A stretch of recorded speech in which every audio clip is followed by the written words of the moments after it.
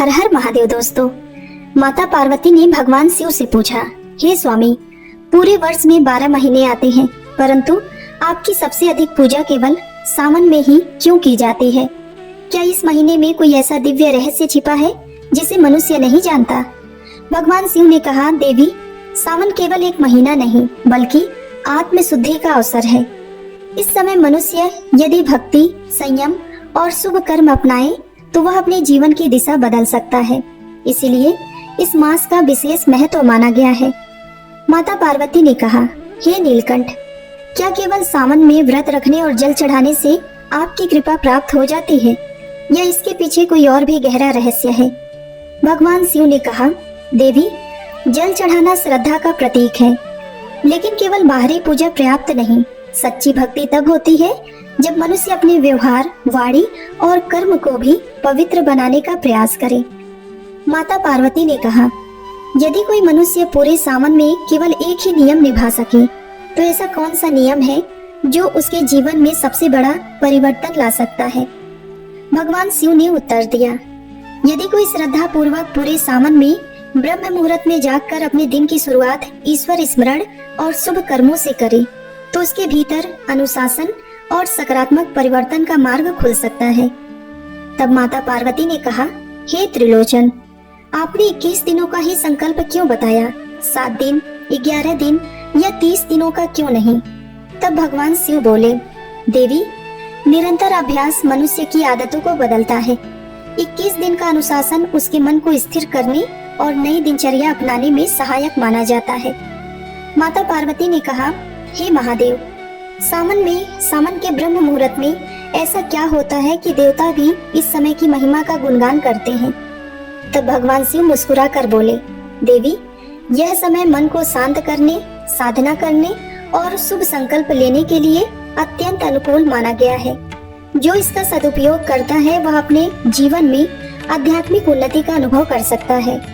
फिर माता पार्वती ने पूछा, यदि कोई मनुष्य पूरे सावन में आपकी पूजा करे लेकिन उसका व्यवहार क्रोध, ईर्ष्या और छल से भरा रहे तो क्या उसकी पूजा सफल मानी जाएगी? भगवान शिव ने कहा, देवी, पूजा तभी सार्थक होती है जब वह मनुष्य के स्वभाव में भी सद्गुण लाए। बिना सदाचार के केवल कर्म कांड से पूर्ण फल की अपेक्षा नहीं करनी चाहिए। हे विश्वनाथ, क्या कभी किसी साधारण मनुष्य ने केवल सावन के 21 दिनों तक ब्रह्म मुहूर्त में उठकर ऐसा परिवर्तन पाया है कि उसका पूरा जीवन बदल गया? यदि हाँ, तो कृपा करके वह कथा सुनाइए। भगवान शिव ने मुस्कुराते हुए कहा, देवी, ऐसी ही एक कथा है जिसे सुनकर हर मनुष्य समझ सकेगा कि परिवर्तन का वास्तविक रहस्य चमत्कार नहीं बल्कि श्रद्धा और अनुशासन और सत्कर्म है। देवी, अब जो रहस्य मैं प्रकट करने जा रहा हूँ उसे बहुत कम लोग जानते हैं। इस एक सत्य ने एक साधारण मनुष्य का जीवन बदल दिया था। यदि कोई इस कथा को अंत तक धैर्य पूर्वक सुन ले तो वह समझ जाएगा कि सावन के 21 दिनों का वास्तविक महत्व क्या है। यदि तुम्हारे हृदय में महादेव के प्रति श्रद्धा है तो कमेंट में हर हर महादेव अवश्य लिखना। अब ध्यान पूर्वक सुनिए। अवंती नगरी में रहने वाला सोमदत्त अपने माता पिता का इकलौता पुत्र था। उसके पिता कभी नगर के प्रतिष्ठित व्यापारी थे, किंतु लगातार हुए घाटे ने परिवार की सारी संपत्ति छीन ली थी। अब घर की दीवारें जर्जर हो चुकी थी, आंगन सूना पड़ रहा था और रसोई में कई बार चूल्हा भी नहीं जलता था। सोमदत्त दिन रात परिश्रम करता, कभी खेतों में मजदूरी करता, कभी जंगल से लकड़ियां काटकर बेचता और कभी नगर के व्यापारियों के यहाँ सामान ढोता। परंतु जितना कमाता उससे अधिक किसी न किसी विपत्ति में खर्च हो जाता। धीरे धीरे नगर के लोग भी उसका उपहास करने लगे। कोई कहता, इसका भाग्य सो चुका है, कोई कहता, भगवान भी इसकी नहीं सुनते। ऐसी बातें सुनकर उसका मन टूट जाता, पर वह अपनी वृद्ध माता के सामने कभी आंसू नहीं बहाता था। उसकी माता अक्सर कहती, बेटा, ईश्वर देर करते हैं, अंधेर नहीं।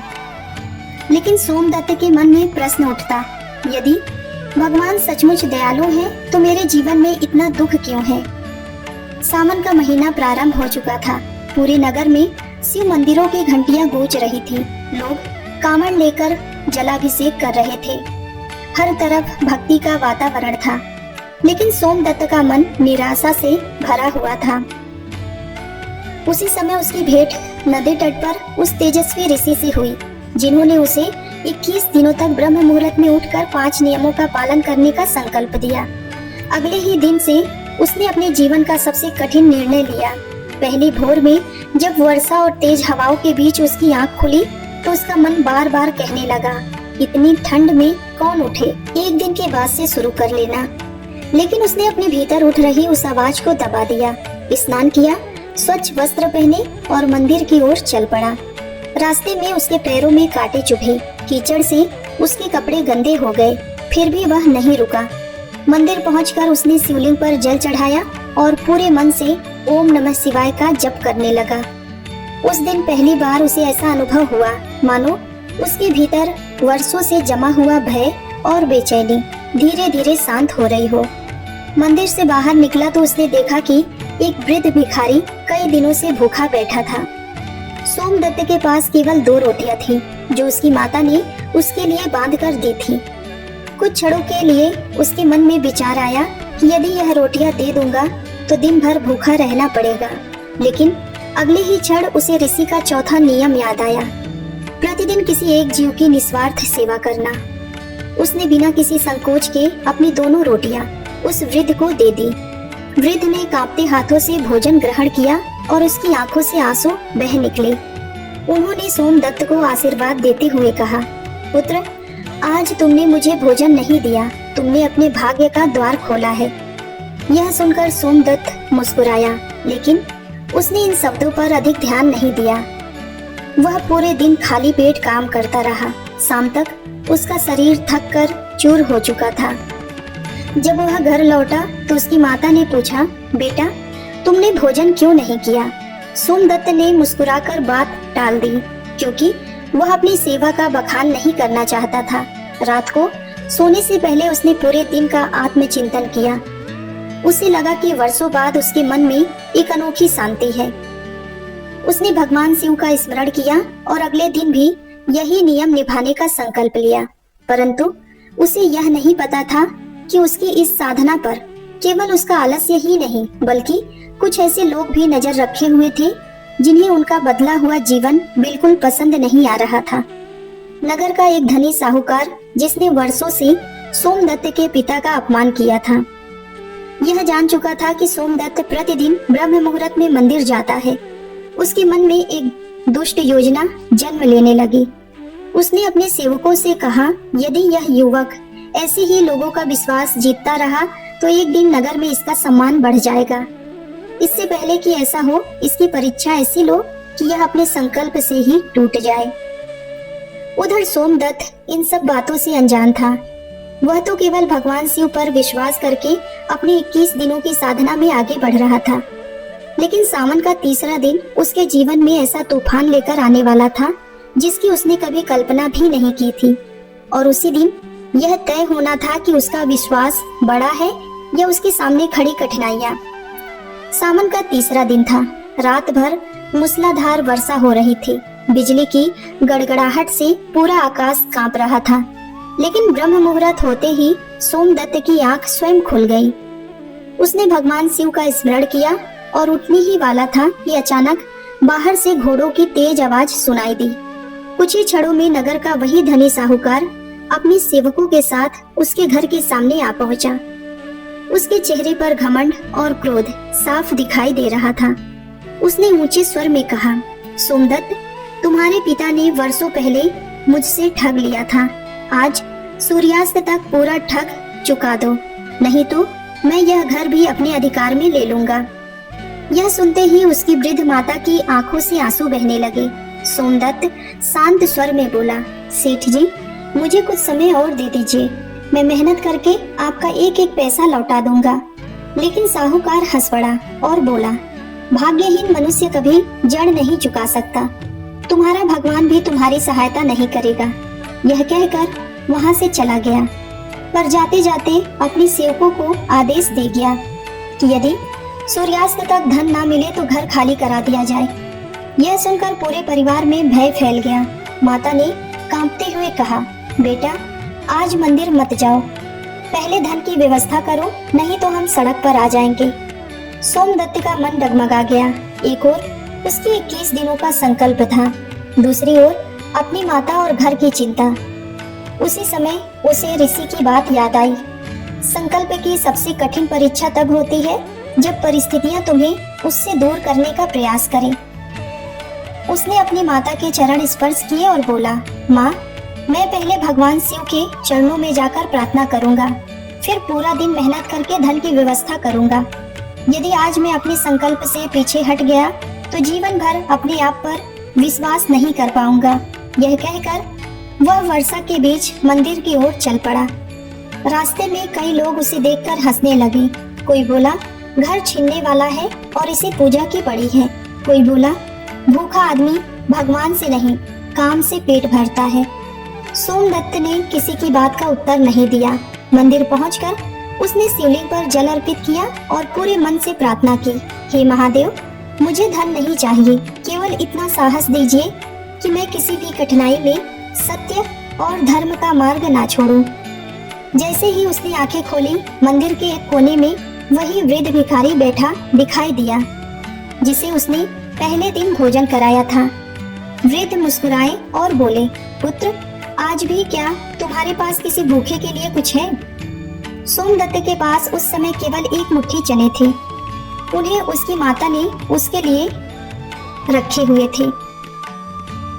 उसने बिना एक क्षण सोचे वे भी चने वृद्ध को दे दिए। वृद्ध ने प्रसन्न होकर कहा, जिसका विश्वास भूख से बड़ा हो जाता है, उसका भविष्य भी भय से बड़ा हो जाता है। इतना कहकर वृद्ध धीरे धीरे मंदिर से बाहर चले गए। सोमदत्त को यह बात समझ नहीं आई, लेकिन उसके मन में अद्भुत शांति थी। वह पूरे दिन काम की तलाश में इधर उधर भटकता रहा। संयोग से उसे जंगल से दुर्लभ औषधि लकड़ी काटने का काम मिल गया। उसने बिना रुके देर शाम तक कठिन परिश्रम किया। लौटते समय उसे मजदूरी के रूप में अपेक्षा से अधिक धन मिला। वह प्रसन्न हुआ कि आज साहूकार को कुछ धन दे सकेगा, लेकिन जैसे ही वह घर लौट रहा था, उसने देखा कि नदी का तेज बहाव एक छोटे बालक को अपने साथ बहाकर ले जा रहा था। आसपास खड़े लोग केवल तमाशा देख रहे थे, क्योंकि धारा बहुत प्रचंड थी। सोमदत्त के सामने एक कठिन निर्णय था। यदि वह बालक को बचाने नदी में कूदता तो उसके पास रखा धन बह सकता था और घर बचाने की अंतिम आशा भी समाप्त हो जाती। यदि वह धन बचाकर घर चला जाता तो एक मासूम का जीवन संकट में पड़ जाता। उसके मन में कुछ क्षण के लिए संघर्ष हुआ। फिर उसे भगवान शिव के बताए 5 नियमों में चौथे नियम याद आए। प्रतिदिन किसी एक जीव की निस्वार्थ सेवा करना। अगले ही पल उसने बिना अपने प्राणों की चिंता किए नदी में छलांग लगा दी। प्रचंड धारा उसे भी बहाने लगी। उसके हाथ से मजदूरी की पूरी पोटली छूटकर नदी में कहीं खो गई। लेकिन काफी संघर्ष के बाद उसने उस बालक को सुरक्षित किनारे पहुंचा दिया। लोग उसकी वीरता की प्रशंसा करने लगे, पर सोमदत्त के चेहरे पर मुस्कान नहीं थी। उसे केवल एक ही चिंता थी, अब साहूकार को धन कैसे देगा। वह भीगा हुआ, थका हुआ और खाली हाथ घर की ओर चल पड़ा।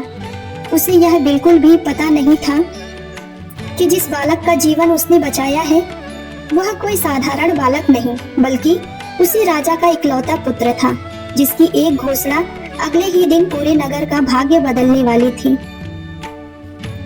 और उसी घोषणा में सोमदत्त का नाम सुनकर पूरा नगर आश्चर्यचकित रह जाने वाला था।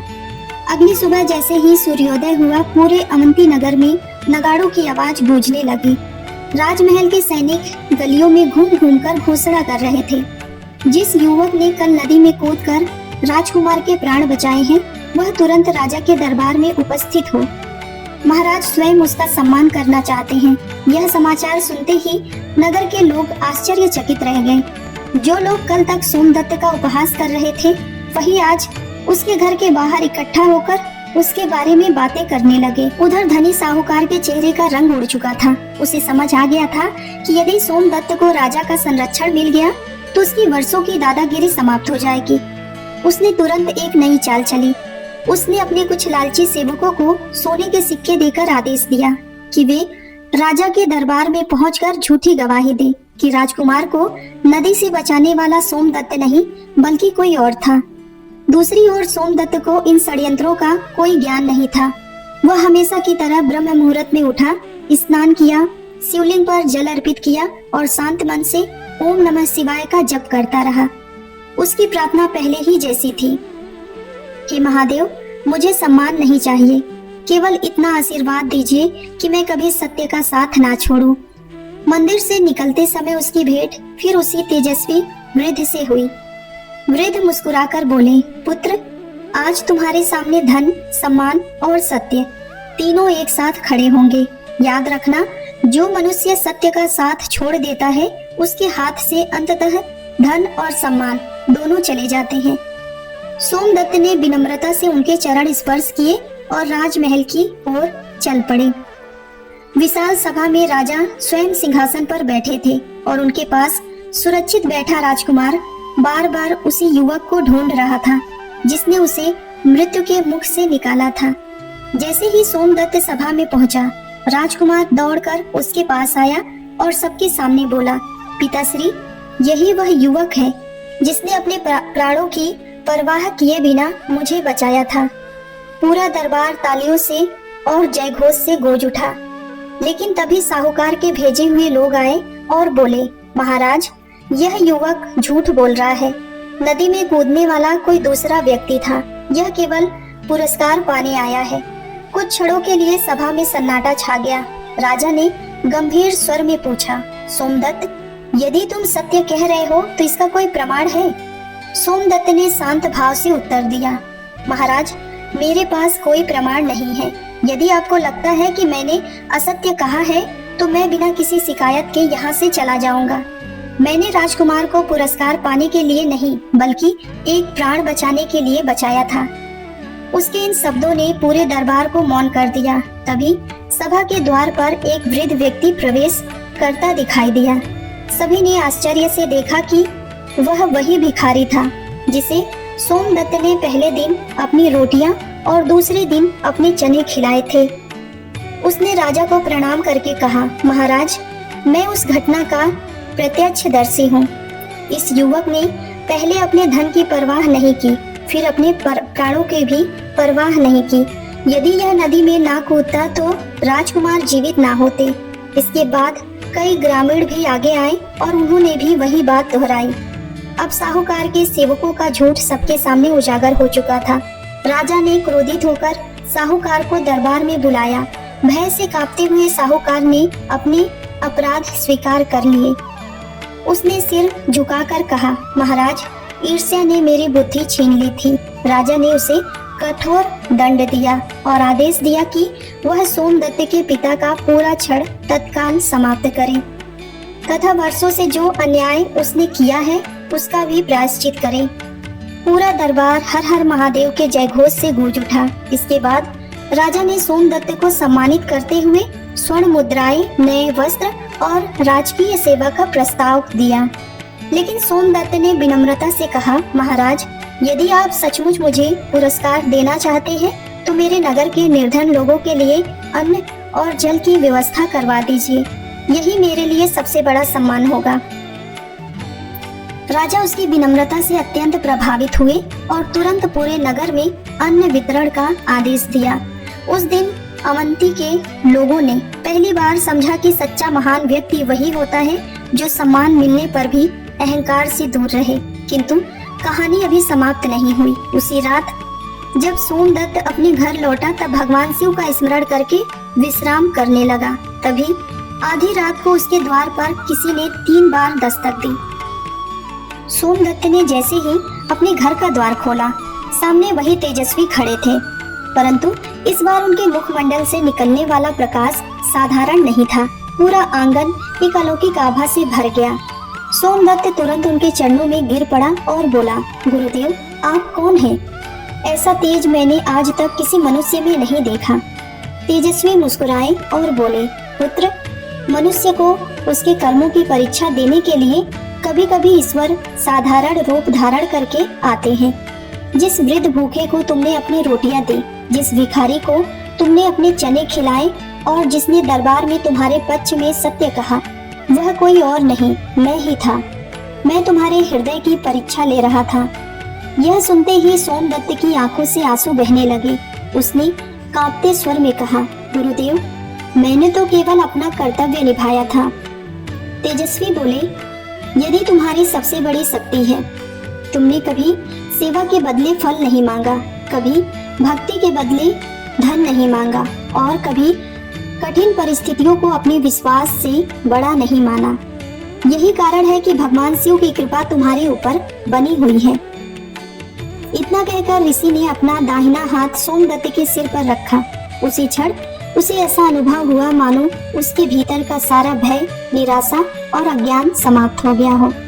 उसका मन अद्भुत शांति से भर उठा। ऋषि बोले, पुत्र, याद रखना, सावन का वास्तविक रहस्य केवल जल चढ़ाने से नहीं, बल्कि अपने भीतर के अहंकार, आलस्य, क्रोध, लोभ और स्वार्थ को भगवान शिव के चरणों में समर्पित करने में है। जो मनुष्य 21 दिनों तक निरंतर अनुशासन, सेवा, सत्य, आत्मचिंतन और ईश्वर स्मरण का अभ्यास करता है, वह धीरे धीरे स्वयं बदलने लगता है। और जब मनुष्य बदल जाता है, तब उसका भाग्य भी बदलने लगता है। यह कहकर दृश्य उसी प्रकार अदृश्य हो गए जैसे वे पहली बार प्रकट हुए थे। अगले दिन जब पूरा नगर जागा तो लोगों ने देखा कि सोमदत्त पहले जैसा निर्धन युवक नहीं रहा, बल्कि उसके चेहरे पर ऐसा तेज था जो धन से नहीं, साधना से प्राप्त होता है। राजा ने उसे राज्य के अन्न भंडार और जन सेवा का दायित्व सौंप दिया, क्योंकि उन्हें विश्वास था कि जो व्यक्ति अपने हिस्से का भोजन भी भूखे को दे सकता है, वह कभी जनता के साथ अन्याय नहीं करेगा। कुछ ही वर्षों में अवंती नगर समृद्ध होने लगा।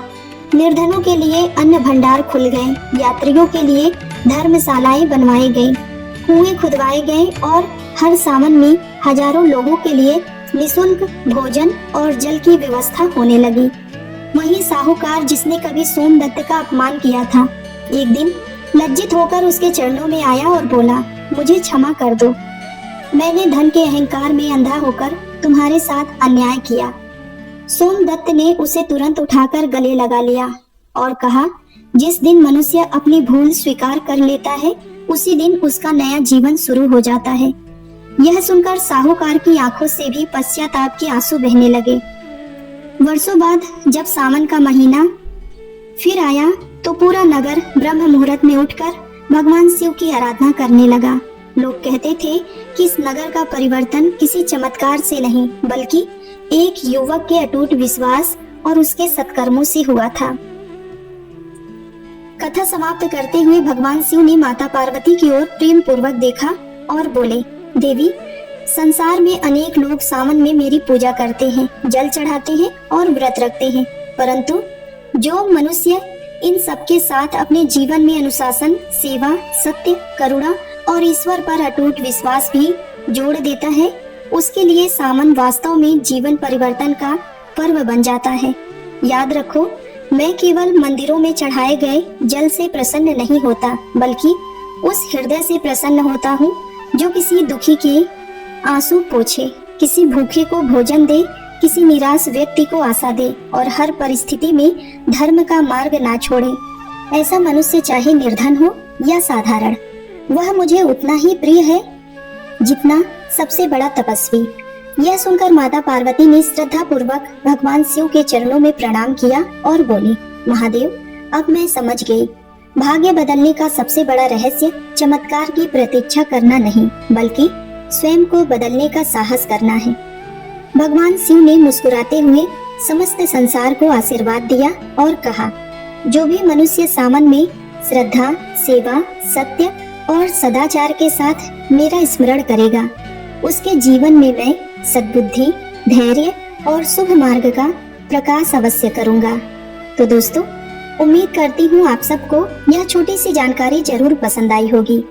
ऐसे ही नई नई और अनोखी जानकारियों के साथ जुड़े रहने के लिए कृपया मेरे वीडियो को एक लाइक कीजिए, चैनल को सब्सक्राइब कीजिए और कमेंट बॉक्स में हर हर महादेव अवश्य लिखिए और कमेंट में यह भी बताइए कि आप यह वीडियो किस शहर से देख रहे हैं। मिलते हैं एक और ऐसी ही वीडियो में, तब तक के लिए